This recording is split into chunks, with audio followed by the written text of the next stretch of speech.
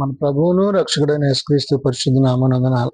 దేవుని సంగమా ప్రధాన బిడ్డలారా, మరి కాల సమయం దేవుని వాక్యం ధ్యానించడానికి ముందుగా ప్రార్థన చేసుకుందాం. ప్రార్థన. కృపగల తండ్రి, దయగల మా యేసయ్య బంగారు పాదాలకు లెక్కలైన వందనాలు, స్తుతులు, స్తోత్రములు. గతించిన రాత్రి అంతా నీ రెక్కల చాటును కాచి కాపాడి సంరక్షించిన దేవా, మరి కాల సమయం సజీవ లెక్కను చేరి ప్రార్థించుండగా వాక్యమైన దేవుడు వాక్యం ద్వారా నాతో మాతో మాట్లాడి మీరే మహిమ ఘనత ప్రభావాలు పొందమని యేసునామమున అడుగుచున్నాం తండ్రి. ఆమేన్. ప్రియదేవుని సంఘం, ప్రియదేవుని బిడ్డల నేడు ఏర్పాటు చేయన దేవుని వాక్య భాగము అపోస్తులైన పౌలు తెస్సలోనికీయులకు రాసిన మొదటి పత్రిక 3వ అధ్యాయము 7 నుంచి 10 వచనాలు ధ్యానం చేసుకుందాం. అపోస్తులైన పౌలు తెస్సలోనికీయులకు రాసిన మొదటి పత్రిక 3వ అధ్యాయము 7 నుండి 10 వచనములు ఈ విధంగా రాయబడినవి. అందుచేత సహోదరులారా, మా ఇబ్బంది అంతటిలోను శ్రమ అంతటిలోను మీ విశ్వాసమును చూచి మీ విషయములో ఆదరణ పొందితిమి.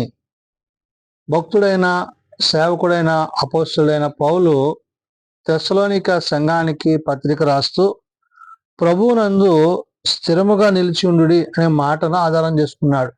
అంటే దేవుని యందు, దేవుని వాక్యమునందు, విశ్వాసమునందు ఆత్మ సంబంధమైన కృపతో కొనసాగుతున్నప్పుడు మనము ఎట్టి రీతిగా దేవునిలో బలపరచబడతామో ఆ బలపరచబడుతున్న విధానం ఏదైతే ఉందో దాన్ని పౌలు ఇక్కడ గుర్తు చేస్తున్నాడు.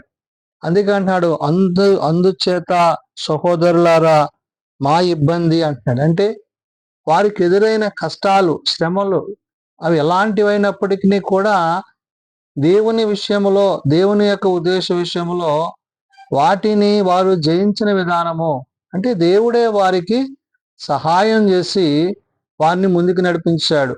కాబట్టి ఇక్కడ పౌలు తెస్సలోనిక సంఘానికి ఈ మాటను చెప్పడంలో ఉద్దేశం ఏంటంటే, నేడు విశ్వాసంలో ఉన్న నీకు ఒకవేళ శ్రమలు, శోధనలు ఎదురైనప్పుడు నువ్వు వెనుదిరగక దేవుని యొక్క వాక్యాన్ని బట్టి, వాక్యపు నడిపింపుని బట్టి, దేవుడు నీకు అనుగ్రహింపజేసిన ఆ కృప ఏదైతే ఉందో, ఆ కృపలో కొనసాగుతున్న విధానం ఏదైతే ఉందో దాన్ని ఇక్కడ పౌలు చెప్తున్నాడు.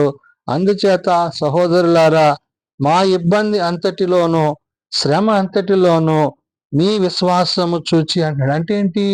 వారు ప్రభువునందు ఎటువంటి విశ్వాసాన్ని కలిగి ఉన్నారో, వారు దేవుని యందు ఎటువంటి నమ్మిక కలిగి ఉన్నారో, వారు దేవునితో ఎటువంటి సంబంధాన్ని కలిగి ఉన్నారో, అంటే వారు తమను బట్టి కాదు, అక్కడ విశ్వసించిన ఈ యొక్క సంఘాన్ని బట్టి, విశ్వాసాలను బట్టి, తెస్సలోనికలో ఉండే కుటుంబాలను బట్టి పౌలు ఈ మాట చెప్తున్నాడు.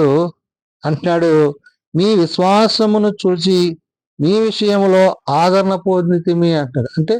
అంటే దేవుడు తన కుటుంబాన్ని ఆదరిస్తున్న విధానము, దేవుడు దీవిస్తున్న విధానము, దేవుడు తమతో ఉంటున్న విధానము, దేవునితో వారు జీవిస్తున్న విధానము, ఇవన్నీ కూడా పరసంబంధమైనవిగా, పరలోక సంబంధమైనవిగా పౌలు ఇక్కడ చెప్తూ అంటున్నాడు, మీ విషయంలో ఆదరణ పొందితిమి అంటున్నాడు. అంటే దేవుని యొక్క పనిలో వారు దేవునితో ఉంటున్నారు, మరి పిలువబడిన వీరు ఆ పిలుపునకు తగినట్లుగా ఉంటున్నారు. రెండవది, సంఘాలను బలపరచడంలో, సంఘాలను స్థిరపరచడంలో, వారి యొక్క విశ్వాస జీవితంలో వారు చూపించే ప్రేమ, ఎవరైతే తెస్సలోనిక సంఘం ఉందో వారు దేవుని పట్ల ఎటువంటి ప్రేమ కలిగి ఉన్నారో ఆ ప్రేమను బట్టి ఆదరణ పొందుతున్న వారమేనా అనే విషయాన్ని పౌలు చెప్తున్నాడు. అందుకంటున్నాడు, ఏలయనగా మీరు ప్రభువునందు స్థిరముగా నిలిచితిరిగా మేము బ్రతికిస్తుంట. అంటే దేవుని యందు విశ్వాసములో, దేవుని యొక్క ఉద్దేశములో, దేవుని యొక్క ఆలోచనలో, దేవుని యొక్క తలంపులలో మనం జీవించాలి. బ్రతికినా చనిపోయినా ప్రభువారమై ఉండాలని పౌలు అంటాడు. అంటే ఏంటి? క్రీస్తు మన కొరకు ఎలాగైతే ప్రాణం పెట్టి మరణించి తిరిగి లేచాడో అలాగా క్రీస్తునందు ఉన్నవారు అట్టి రీతిగా మరణాన్ని జయించేవారై ఉంటారు. కాబట్టి ఆనాడు తెస్సలోనిక సంఘానికి, నేడు సార్వత్రిక సంఘానికి పౌలు చెప్తున్న మాట ఏంటంటే, ఏలయనగా మీరు ప్రభువునందు స్థిరముగా నిలిచితిరా మేమును బ్రతికినట్టే అన్నాడు. అంటే ఏంటి? మీరు విశ్వాసం నుండి తొలగిపోక, లోకం వైపు, పాపం వైపు, ఏ సంబంధమైన వాటి వైపు పూర్వపు స్థితిలోనికి మీరు వెళ్ళిపోకుండా కలిగి ఉన్న దేవుని యొక్క ఉద్దేశాన్ని బట్టి, ప్రభువుని బట్టి మీరు విశ్వాసములో స్థిరపడండి. అంటే ఆత్మానుసారంగా ముందుకెళ్తూ, దేవుని యొక్క వాక్యానుసారంగా జీవిస్తూ, ప్రభు యొక్క కృపతో నింపబడుతూ ఆయన రాజ్యమందు ఆయనతో జీవించాలి అంటే ఎలాగైతే అపోస్తలులు దేవునిలో కొనసాగుతున్నారో ఆ కొనసాగుతున్న విధానంగానే తెస్సలోనిక ఉండే సంఘానికైతే నేడు సార్వత్రిక సంఘానికైతే పౌలు చెప్పే మాట ఏంటంటే ఆ విశ్వాసమునకు కర్తయుధాన్ని కొనసాగించువాడైన క్రీస్తులో మనం ఏమవ్వాలా, బలపరచబడాలా. అందుకే ఇక్కడ అంటున్నాడు, మీరు ప్రభువునందు స్థిరముగా నిలిచితిరా మేమును బ్రతికినట్లే అని. అంటే మీరు జీవిస్తూ మమ్ములను కూడా అంటే ఏంటి, ఒకరి పట్ల ఒకరు ఉండాల్సిన ప్రేమ అది దేవుని ద్వారా ప్రభు ద్వారా మనం కలిగి ఉన్నామనే విషయాన్ని చెప్తూ, మేము మీ ముఖము చూచి మీ విశ్వాసములో ఉన్న లోపములను తీర్చునట్లు అనుగ్రహించుమని రాత్రింబగళ్ళు అత్యధికముగా దేవుని వేడుకొనుచుండగా మన దేవుని ఎదుట మిమ్మును బట్టి మేము పొందుచున్న యావత్తు ఆనందము నిమిత్తము దేవునికి తగినట్లుగా కృతజ్ఞతాస్తుతుల్లో ఎలాగ చెల్లింపగలము అంటాడు. అంటే దేవునితో ఉండే సంబంధము ఇక్కడ వ్యక్తిత్వాలు వ్యక్తులు కాదు. వారు ఏ విధంగా అయితే ప్రభువులో బలపరచబడి విశ్వాసంలో కొనసాగుతూ ఆత్మీయంగా నింపబడుతున్నారో అదే స్థితి అదే జీవితాన్ని ఆనాడు తెస్సలోనిక సంఘమైన నేడు సార్వత్రిక సంఘమైన కలిగి ఉండాలి.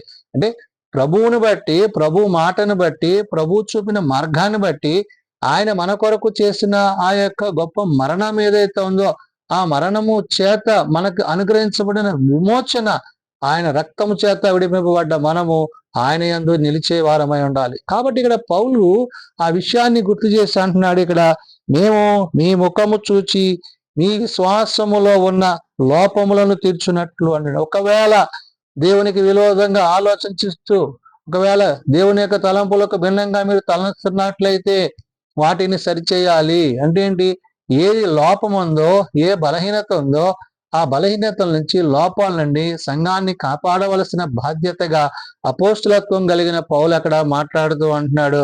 అందుకే అంటున్నాడు, మీ విశ్వాసములో ఉన్న లోపములను తీర్చునట్లు అనుగ్రహించుమని రాత్రింబగళ్ళు అంటున్నాడు. అంటే ఏంటి, వాళ్ళ కోసం, వారి కుటుంబాల కోసం, వారి సంఘాల కోసం అక్కడ వారు దేవునిలో ఏ విధంగా బలపరచబడాలో దేవుణ్ణి వేడుకుంటున్న విధానం ఇక్కడ.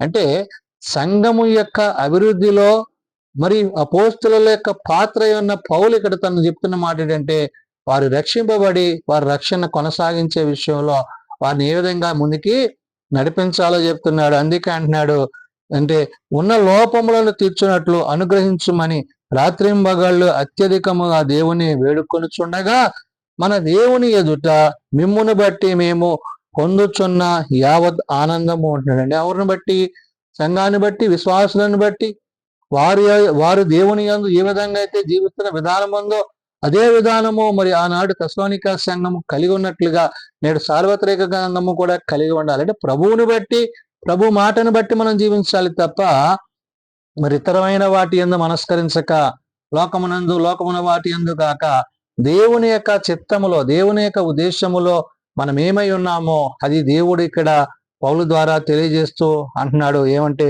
మిమ్మును బట్టి మేము పొందుచున్న యావత్తు ఆనందము నిమిత్తము దేవునికి తగినట్లుగా అంటే దేవునికి తగినట్లుగా అంటే ప్రభువుకి ఇష్టపూర్వకముగా మనం ఏం చేయాలంట, కృతజ్ఞాస్తుతులు ఎలాగా చెల్లింపగలము. అంటే దేవునితో మనము కృతజ్ఞత కలిగి ఉండాలి.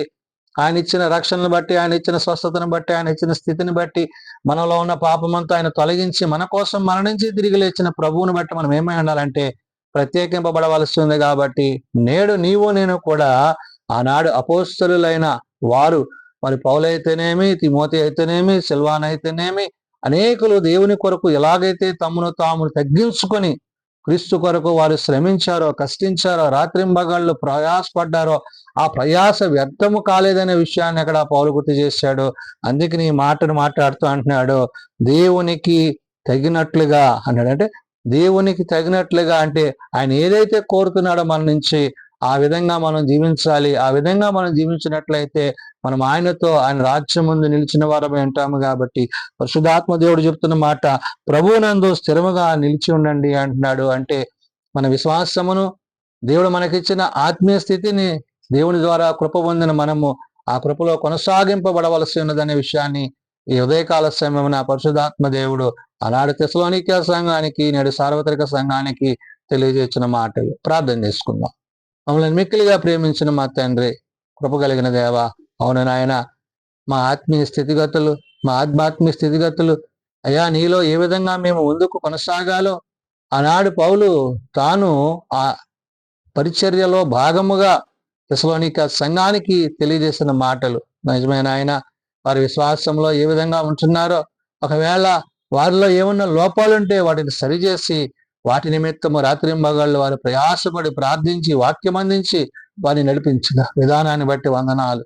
నేడు నాయన, నీ బిడలైన వారు, నీ సేవకులైన వారు, నీ పరిచారకులైన వారు అటు రీతిగా నాయన పరిచర్యలు చేయొచ్చు ఆత్మల పట్ల భారము కలిగి రక్షణ విషయంలో ప్రభా నీ యందు ముందుకు కొనసాగుటకు సహాయం దయచేయండి. దిన పరిచర్యలో సేవలో మీరు తోడై ఉండండి.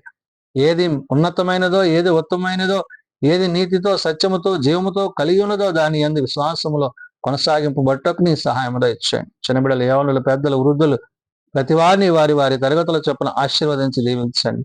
జన్మదినాలు, వివాహ దినాలు, కుడికల కుటుంబాలను ప్రత్యేకపరచండి. తమ పిల్లలను పోగొట్టుకున్న కుటుంబాలను ఆదరించండి. ప్రతి వారు కూడా నాయన నీ సన్నిధిలో ప్రభా నీ ఎదుట యథార్థత కలిగి నీతిని అనుసరించి, నీ సత్యమును అనుసరించి సర్వసత్యములో ప్రవేశించగలందులకు అట్టి కృప దయచేయమని ధనదీవెనలతో నింపమని యేసున్నత నామమున ప్రార్థించి వేడుకొనుచున్నాం తండ్రి. ఆమేన్.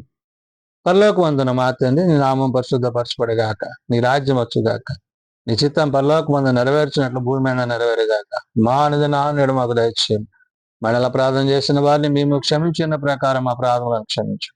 శోధనలో తేక దుష్టులను తప్పించండి. రాజ్యము, శక్తి, మహిమ నిరంతరము నీవే అయినవి తండ్రి.